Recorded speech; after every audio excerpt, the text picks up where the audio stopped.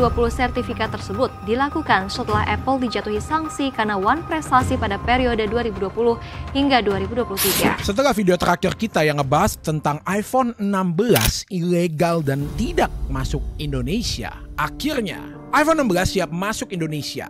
Lampu hijau sudah diterima. Tinggal satu step lagi, langsung bisa masuk Indonesia. Di kesempatan kali ini kita bakal bahas proses panjang iPhone 16 yang akhirnya masuk Indonesia setelah sempat di-ban. Worth it nggak sih beli sekarang atau mending nunggu iPhone 17?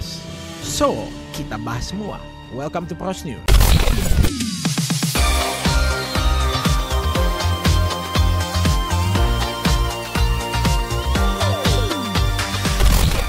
Lebih kecil dari 300 setelah kita audit. Nggak besar. Ya, untuk ukuran perusahaan sebesar itu peanut. Jadi kalau kalian ngikutin berita iPhone 16 awalnya nggak bisa dijual resmi di Indonesia. Kenapa? Karena Apple nggak memenuhi aturan TKDN alias tingkat komponen dalam negeri. Aturan ini mewajibkan produk elektronik harus punya minimal 35% komponen lokal kalau mau dijual resmi di sini.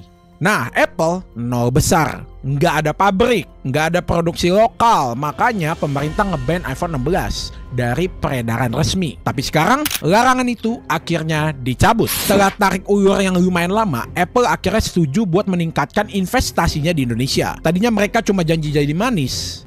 Ujung-ujungnya invest besarnya malah di Vietnam, bukan di Indonesia. Tapi pemerintah kita tegas, kalau mau jualan di sini harus ada kontribusi nyata. Jangan cuma jadiin pasar aja tapi nggak ngasih keuntungan langsung ke negara. Harus diakui adanya TKDN emang ngasih keuntungan yang besar buat kita ke depannya. Tanpa adanya TKDN ini, banyak hal dari luar negeri yang nggak berkomitmen sama Indonesia.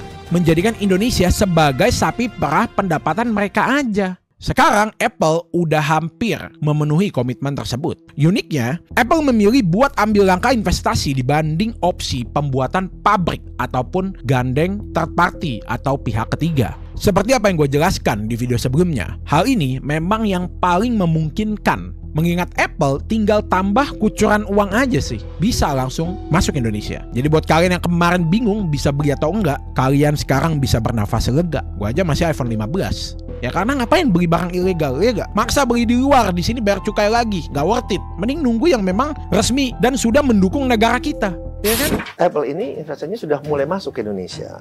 Mereka sudah melaporkan ke saya, kita bicara.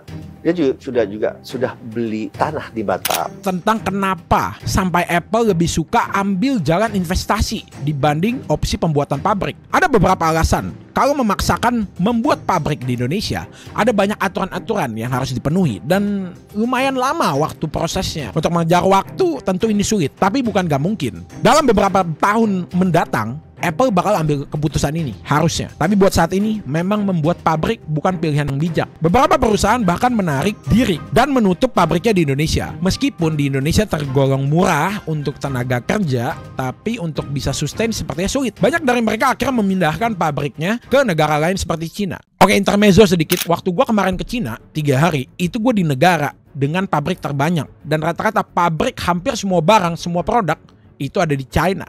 Yaitu di Guangzhou. Mereka itu satu kota, teman-teman.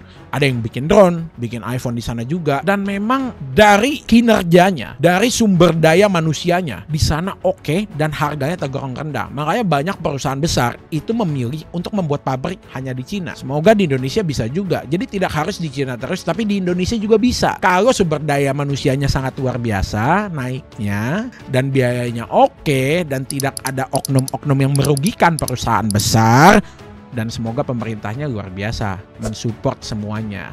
Seperti itu kan biasanya. Insya Allah ya teman-teman. Mensupport rakyat dan mensupport perusahaan-perusahaan besar di luar. Amin.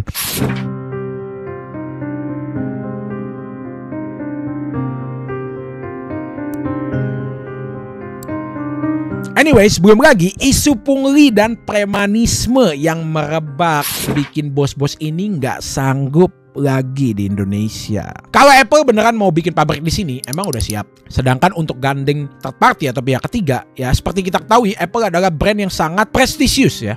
Jadi prestige, sudah mewah. Mereka seperti ingin menciptakan semuanya sendiri dengan tidak membawa pihak-pihak lain hanya demi bisa jualan di Indonesia. Sepertinya jadi pilihan terbaik buat mereka. Sampai video ini rilis pertengahan Maret, belum ada konfirmasi soal kapan pastinya iPhone 16 bisa dibeli secara legal di Indonesia. Tapi seharusnya dengan menyelesaikan satu tahap terakhir, yaitu Postel Komdigi, iPhone 16 bisa kita dapatkan. By the way, info terakhir aja nih, TKDN iPhone 16 itu 40%, lebih tinggi dari permintaan pemerintah di 35%. Dan pesaing terdekat iPhone, yaitu Samsung, punya TKDN 37,5% di Samsung Galaxy S25. Sengaja banget ya. Dia melebihi 5% dan melebihi 2,5% dibandingkan rivalnya, yaitu Samsung. Kalau mereka bisa membangun fasilitas produksi di Indonesia, maka produk mereka itu bisa memenuhi syarat TKDN 35%.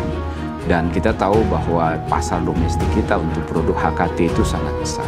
Ya jadi begitulah nasib iPhone 16 saat ini. Tinggal sebentar lagi bisa dibeli dan tentunya harganya bisa lebih murah daripada harga saat rilis global. Karena ini udah ada sekitar 6 bulan ya. Gak berasa loh teman-teman. Ya, harusnya sih bisa lebih murah. Menurut kalian gimana? Dengan adanya Apple yang sudah mensupport TKDN di iPhone 16 ini, apalagi sampai 40% di Indonesia, apakah kalian tertarik untuk upgrade dan beli iPhone 16 ini? Coba komentar di bawah. Atau kalian memang bukan user iPhone maybe? Atau mungkin kalian stay kayak gue di iPhone 15? Kalau gue pribadi, gue melihat kalau misalnya harganya oke, of course gue akan upgrade ke iPhone 16. Nanti kita mungkin bakal review teknologi iPhone 16 di sini. Yang menurut gue desainnya ya sama aja seperti yang sebelumnya gitu. Tapi spesifikasinya pasti naik.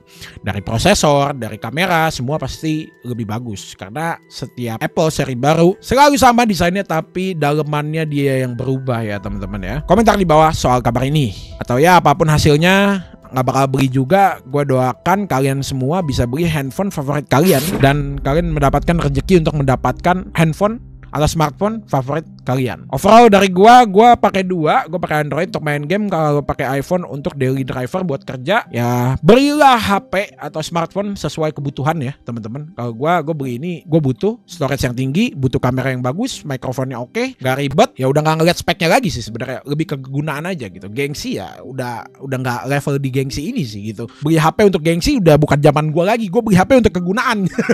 Ya, thank you buat kalian semua udah nonton Pros News hari ini. Apakah ini kabar baik menurut kalian? Langsung ramein komentar di bawah biar nggak komentar judul doang ya rame, tapi komentar kalian. Nanti yang bagus gua pin juga. Gua dengan Pros, gua pamit. Thank you and stay pros. Selamat berpuasa.